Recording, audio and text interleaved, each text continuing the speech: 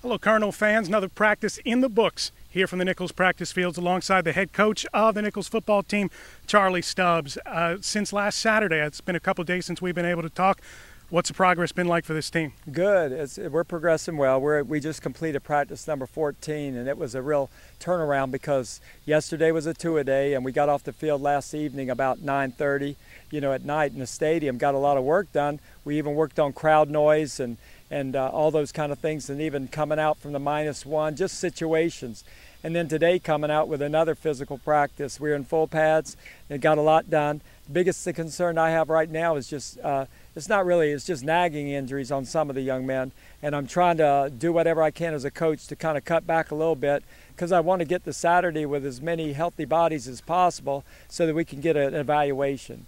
The goal of camp is to learn something, master it, and move on to the next thing as quickly as possible. Do you feel like each and every day you've been able to move on, or have there been some days where you're kind of stuck in neutral? Well, sometimes when you're stuck in neutral, there'll be individuals that still practice very well, but it's not an individual game. So when you have those few guys breaking down, it messes up the whole thing, structure, like the offense, defense, or special teams.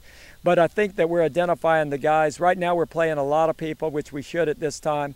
But I'm telling them that once we get through Saturday, we're going to start our scout teams and really we want to run through the game plan for Air Force Academy twice. So we want to start it sometime next week, run through it, introduce all those things, and then move the next week to actual game week so we'll be much more polished. Are you starting to see some separation now between what will be the first stringers and the second stringers? At some positions we are. It's tough to say at the O-line right now because, again, we've had some injuries there. I think we lost Rafe Plaisance, who's probably, our leader in the offensive line.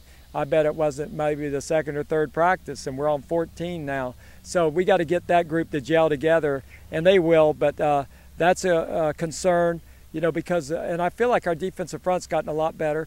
It's kind of hard to see a little bit because we make mistakes offensive front. But I know that they're able to rotate more quality guys in there than we had in the past. So, I like a lot of the things I'm seeing.